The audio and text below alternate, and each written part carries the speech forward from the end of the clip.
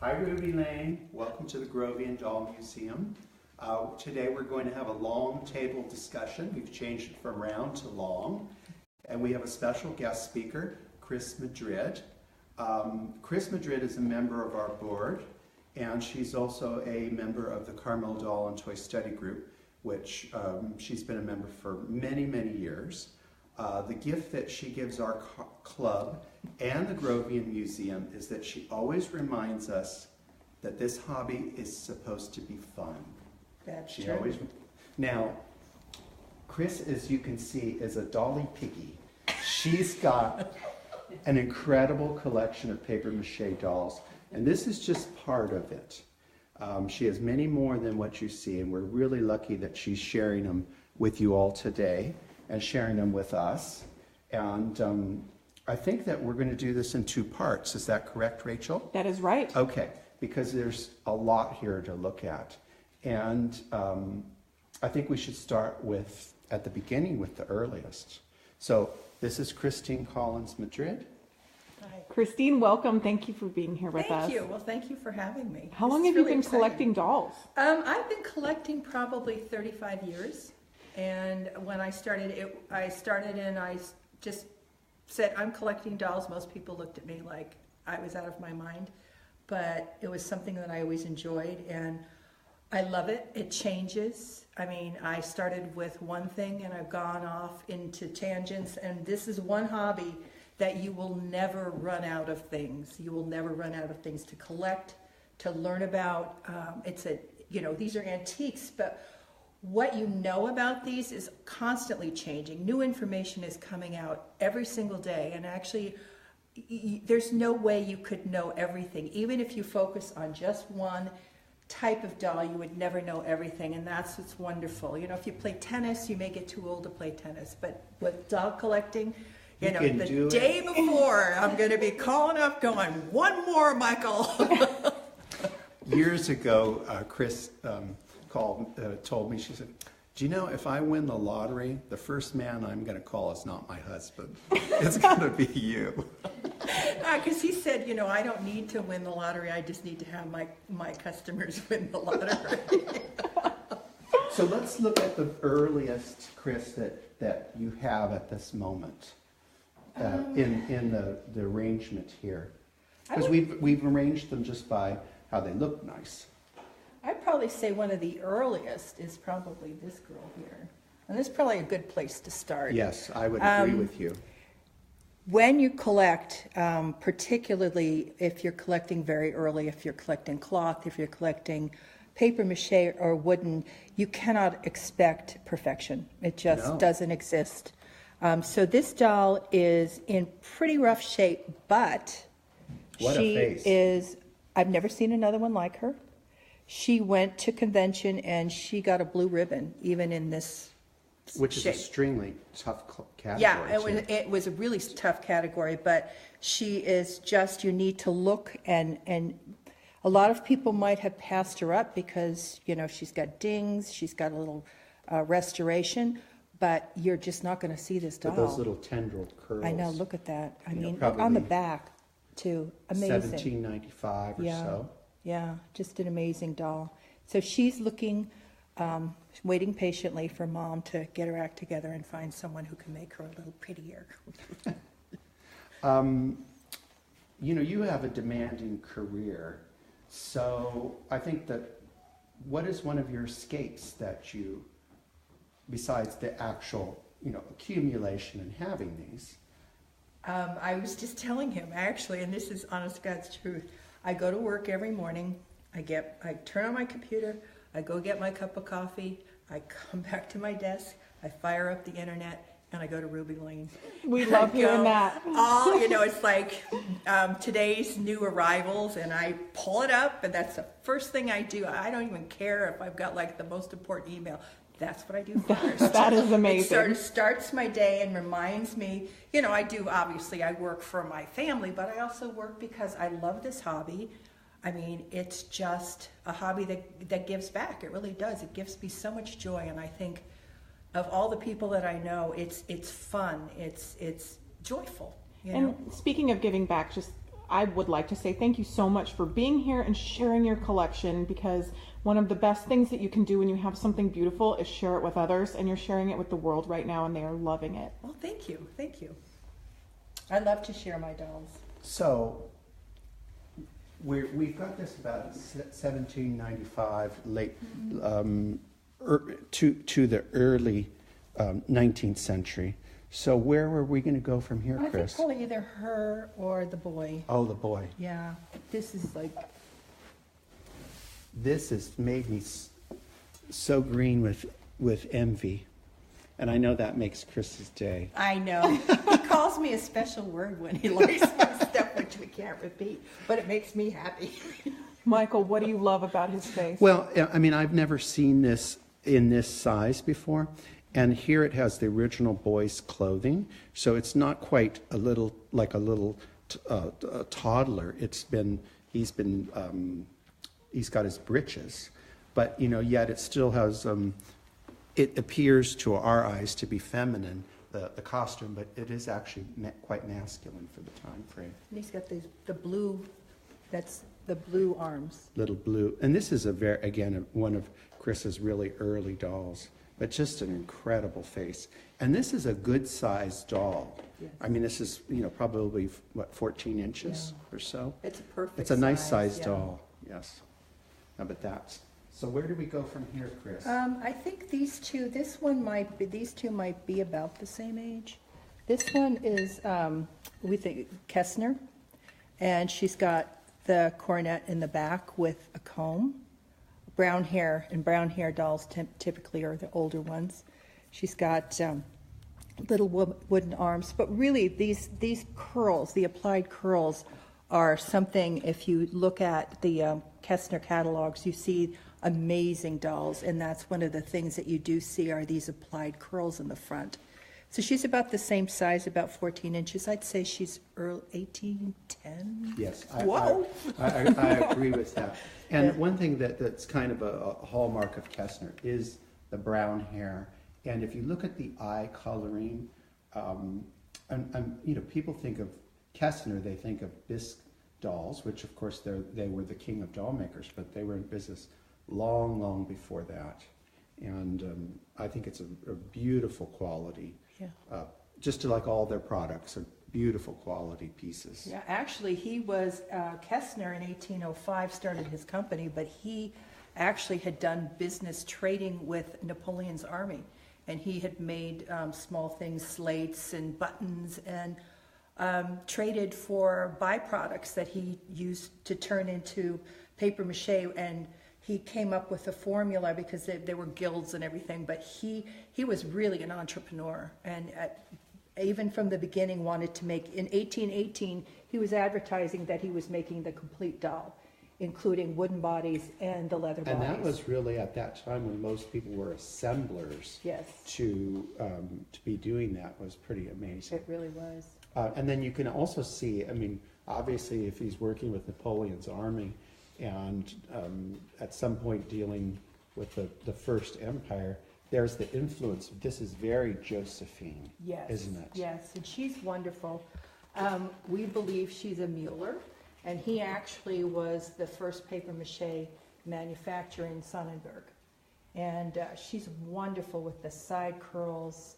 She does have a comb in the back that's probably was gold at one point, but it's brown now. Let me turn her so you can see. But just beautiful molding, just look at that. gorgeous doll. Very rare. I mean, you just don't see that hairstyle.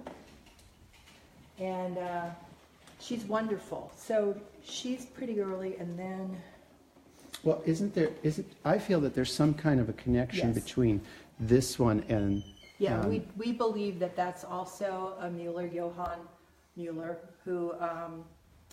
she's just very stately. She's got the typical... She does have the wooden feet and wooden arms, but she's all original with the undergarments. But she's got such a stately presence with all the beautifully painted curls and very sweet expressions. One of the things you do notice about the Mueller dolls is that, or Mueller dolls, is that they don't A lot of them have a matte finish, and it's not really matte finish, but they used a water-soluble varnish on the dolls that didn't hold up very well. So a lot of times you'll find them and their painting isn't very good, but these two dolls have really survived very well. Do you do anything, Chris? Do you treat these? I know we live in a mild climate, Yeah. but do you have any kind of special treatment that you do, or places you put them? I try to put them either in a glass case, or I have a place in my hallway that's a little nook that doesn't get any light, and I put them Because there. they can fade. The Yes, paint, they yeah. will fade. But I think I told you I had a wonderful Pauline that I didn't bring because once, her arm is the leather's gotten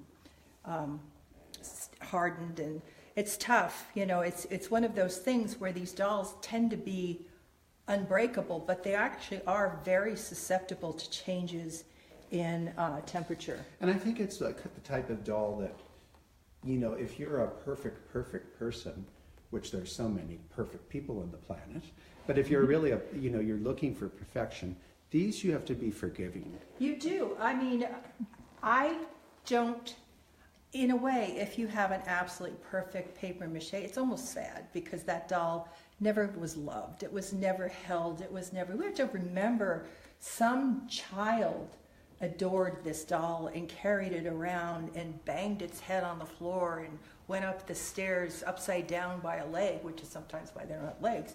But you can't collect this and truly appreciate them if you cannot accept bumps and bruises.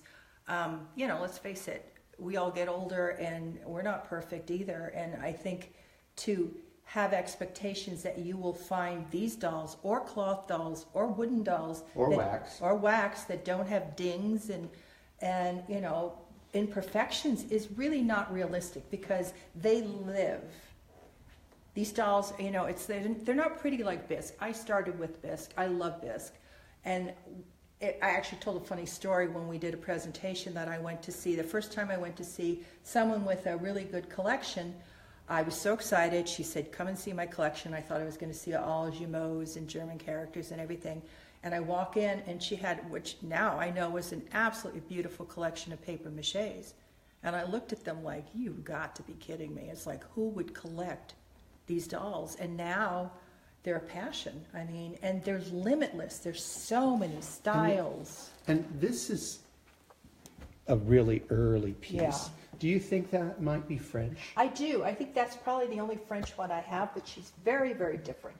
I thought that she and this one here that we looked at earlier might be sisters, but no. This is just a very, very different face, a very different presentation. She looks French to me. Yeah, I agree with you that's probably a French doll. And at that period in time, their industry was pretty devastated from the revolution. Right. It wasn't that long after the revolution where Germany was okay to have their part of the market. But I think that's French, yeah. in my opinion. Well, Sonnenberg was on a trade route, but their, Thuringia is a forest and it's very mountainous and it's quite contained. So they don't really know how much impact it had, but I doubt if it had the major impact that it had in France. I mean, they were devastated. Whereas yes. I think they were somewhat protected by the fact that they were so remote. And they've been in doll making for, since the 1700s. I mean, this has been the industry for, we're looking at dolls here that might have been made in the 1800s, but they started in 1730. I mean, Mueller was a doll, that family was already a well-established doll family maker in the 1730s. So, they started with making dolls called broteg, which was dough. And these dolls were like stiff, and they have these little faces, and they used to use a stick. It was called a brosier, right? And that's what they called them. And they would do molding on the features and everything. But unfortunately, with the dough that they used like rye. And, yummy, delicious. Yeah, and so the rodent's kind of like that. So that's why you don't see very many of those. But Mueller was one of the first one. He came from a family of broziers. So until 1818, they were typically using maybe wooden molds and then finishing them out at, you know, with that's why a lot of them have very distinctive characteristics, but then they started using the molds and then they were able to get more uniform dolls and produce much more. And speaking of molds, can you enlighten the audience of, we call these paper maches, and that's what they're known as by, you know, pretty much the world. And then, of course, when they were sold in the catalogs, like here, these were called varnished heads. Yes. That was the term that they used to sell them. But in your opinion, what exactly is the material that they're made from? Well, the interesting thing about that is that everyone had their proprietary formulas. And because there were guilds in the beginning, there were barriers to entry by the paper mills, so you could not use paper in some of these paper mache dolls. So, for instance, Kestner, his formula for paper mache, and he was granted a 10-year grant to be able to make these exclusively, was hay, thistle, rye brand, wasn't paper mache, there was some rag, kaolin, sand. That's really one of the things that, but everybody had their own formula. One of them formula actually had broccoli in it, which I know none of those dolls exist because either they would really smell bad or I think they were a snack probably for rodents. And so what happened is toward the end they actually had to, oh, and that's the other thing that Kestner put in. He put into his glue bitter cucumber, and like a liquid bitter cucumber, because it tasted bad and then the rodents wouldn't eat the dolls. Oh, really? Oh, yeah. I did not know that. Yeah. Yeah. Oh, So one of the things that I've talked to Michael about is, you know, this is a, you know, these are antiques, but the doll collecting is a really dynamic hobby, and we're learning things all the time. So I told him long term what I would like to do is find some of the patents for the different types of paper mache and take scrapings of some of the doll heads and then send them to a lab to have them tested and then try to be able to match up that formula.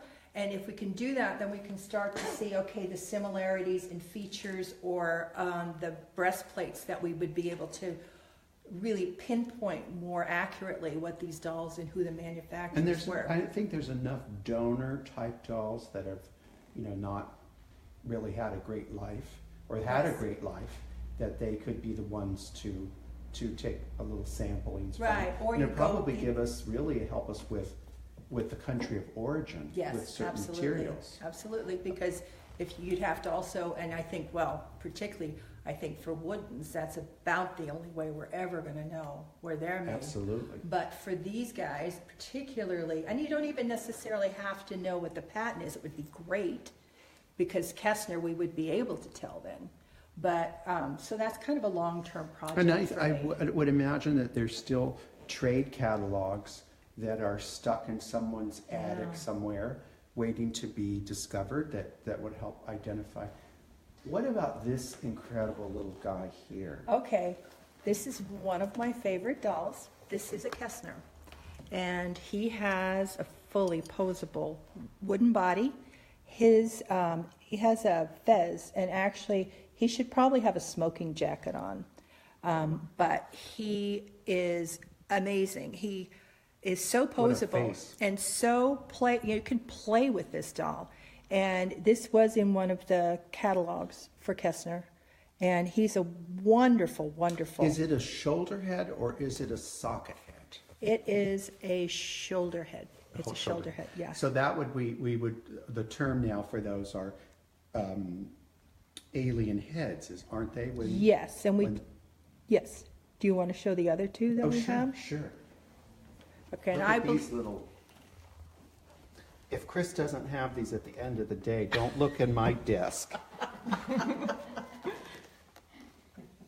But these are wonderful little exotic costumes. One has a turban and a mustache. And you would probably call these alien heads. Yes, I think that's in 1820, Kestner actually bought a woodworking factory, and they do know that he made doll bodies. So it's nice, though. Kestner left a lot of clues. Oh yeah. Well, and if you think about it, how smart was he to create everything for their product line? Yes, I And know. he could really control the costs. And you know, cost and also quality, because his dolls, even the Bisque dolls, are usually really good quality dolls. So I think one time I saw a poor quality Bisque Kestner doll, and I took a photograph of it because it's the first time I'd ever seen one that I thought was, how did that Really? escape the factory? So I think Yeah. they had a great quality control. Tell us about this big Toffling Machman baby. okay, so she is. She's a baby doll. Yeah, she's a baby doll, and she has floating joints. And in 1851, there was an exhibition in London, and the Japanese, and I don't remember the name, I can't pronounce it, but they brought these dolls that have the floating joints, the 3 joints, and they were a huge hit because it's like holding a baby, because it will bend naturally. So they became a huge hit, and the German, particularly the Sonnenberg doll makers, like just got right on it and started producing these as early as 1851. One Lindman, Friedrich Lindman, started making his in 1851.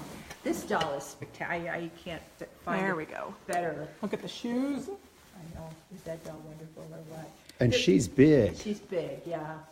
She is a big girl. But she's gorgeous. Everything. She's got the little painted. See, and this is something too. She's a baby, but she's got hair like me. Yeah, it sort of goes, up and down.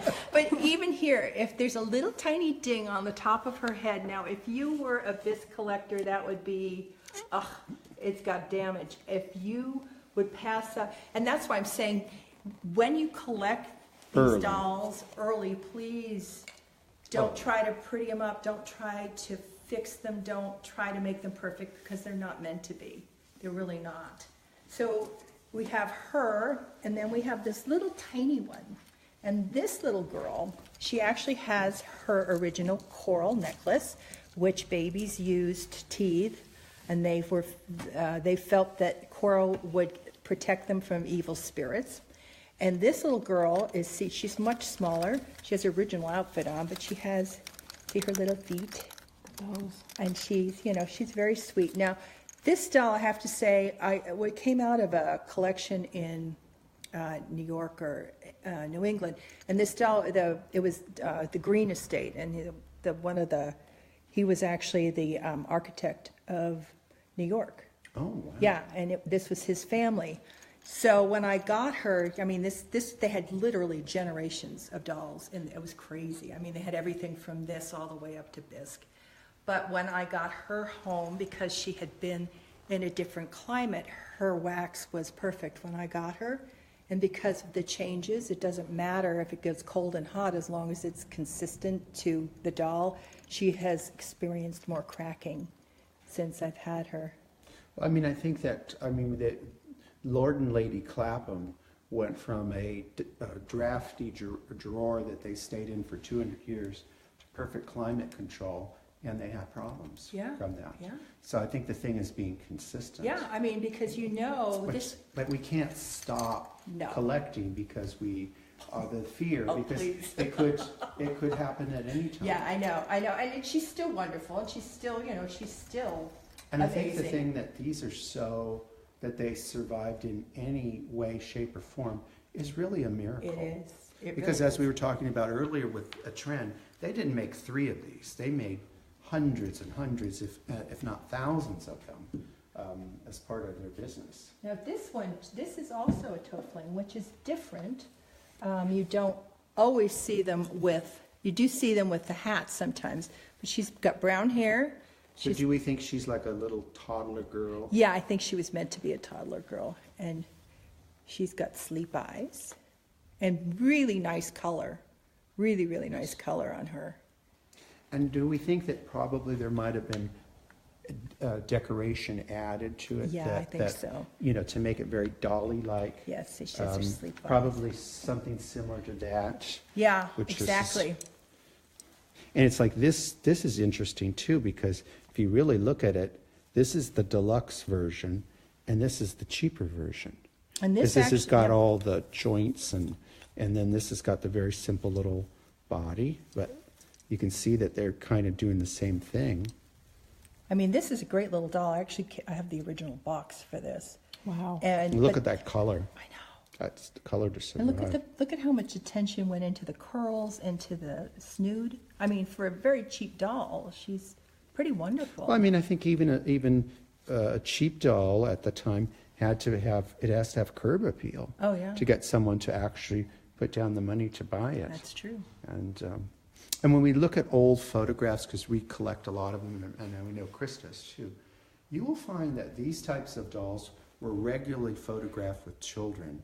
Mm-hmm. And if you think about it, you get your photograph taken, that cost a significant amount of money. So they really did love these dolls. Oh, yeah. With a cuddly, there's the cuddly factor, and Yeah, I mean, because, look, that's nice. We had several people comment on the live video saying, I want to hug her. you can. So shall we look at this incredible doll here with that amazing bonnet? Yes. She is... That made my heart go pitter-pat. Yes, she is, we decided it's a Voight. Would you mind picking her up so we can sure. I see didn't her a want to little get in bit your closer? shot No, here. please get in the shot. The Okay. closer we can get them, the better. There we go. So, and if I'm going to take her bonnet off and look That's at the just hair. incredible. Wow. Just absolutely incredible. Have the wig stay with her all this time. And in good shape, except when I Yes. pulled it off today. Amazing. And she really has a nice finish left on her too. She's not, this isn't her original dress, unfortunately, but Well, do you have any days of beauty with your dolls where you?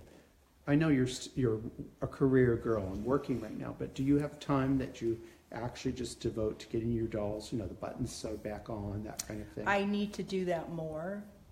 Part of it, I need to get the girls out sometime. Yes, Chris has dolls salted away all over the place. Yes.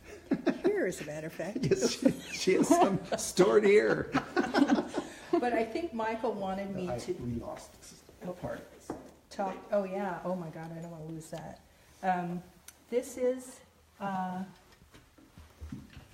the bonnet, what actually has a little tag here, Look at you can that. see that. Wow. And it says it was made in 1844. And Amazing. it is really spectacular. This is the kind of thing, as a collector, just makes your heart go pity-pat. And sometimes if there's a name, you Yes. can actually do some, now more than ever, you can Google things. At our Rose Percy event, one of the live auction items had the name of the person who owned the piece. Isn't that wild? And Denise Beasy won the item. She was able to find exactly who Isn't that owned it, where she lived, everything. Really? One of the, ancestry. So you really could, if you've got a name and a date, you could kind of work backwards Yeah, to find out a provenance. I would love to do that with her, particularly since That bonnet is just it's to die meant for. to die. Let's see the bottom. Oh, man. And that is a poke bonnet. Isn't that Poke Meaning wonderful? bonnet. that it would poke you in the eye if you got too close to it. There was a lot of metal in it and cardboard, and they could be used as a weapon. But that is, yeah, so she's, this one has several special features. She's got the hair, and then she's got this killer bonnet. Oh my God. And then the body is kind of, we're starting to 1844, we're starting to move to a standardized Yes. French fashion type of body with kid leather and Yes. separated fingers and all of that. Yes. That's absolutely incredible. Now we have the, well, maybe we should wait on the hatted dolls. Yeah, let's talk about, you want to talk about the big girl, the Voight? Yes. Let me get I'm wearing my weightlifting belt today, and there's a reason.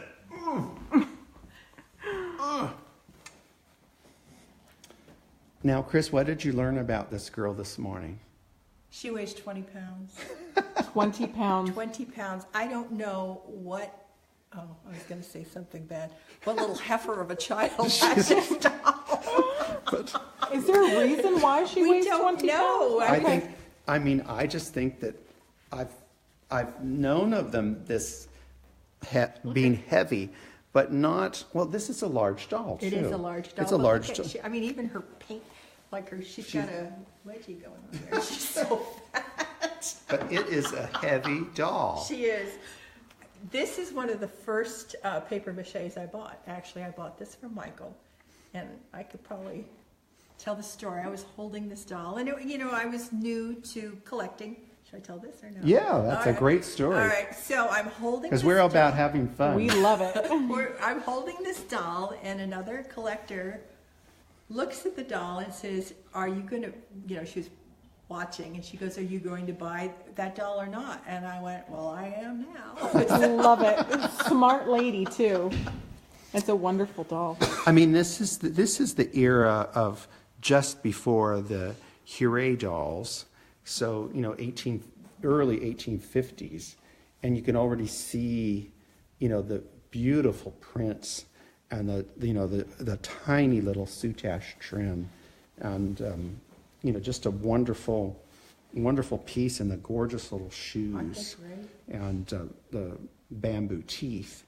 And I mean, don't you think that that this doll might have had a wig? I'm sure she did. Yeah. I'm sure she did. I think most of them did. This is pretty good. The nice thing about Voight dolls is that there's quite a bit of history on them, but also because there's wax molds that exist in museums for them, that it's a little bit easier. Part of the reason is the bodies. Part of the reason is because there are the molds. But these dolls were made for the French market. They really were. Most of these dolls were sold in Paris, and there they were given these beautiful wigs and dressed like this doll has been dressed. And they were really, I feel, quality dolls. Yeah, I mean, they're the grandmother of, I think, French fashion dolls. Absolutely, absolutely. The part of the evolution. Well, we're going to take a little bit of a break, and we will be back for part 2. Thank you, Ruby Lane. Yes, Thank thank you, you, Ruby Christine. Lane.